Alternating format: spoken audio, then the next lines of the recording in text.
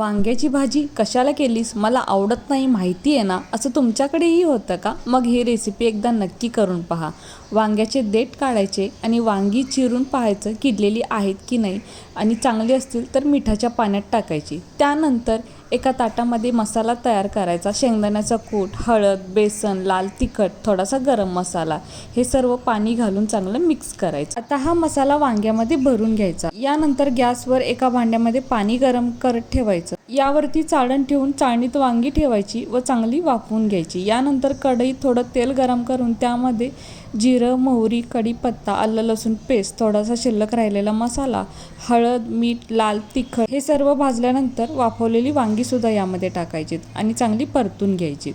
तर इथे आपली भरली वांगी तयार आहेत. तर कशी वाटली रेसिपी? पूर्ण व्हिडिओ चॅनलला अपलोड आहे. तर अशाच नवनवीन रेसिपीसाठी चॅनलला लाईक, शेअर आणि सबस्क्राईब नक्कीच करा.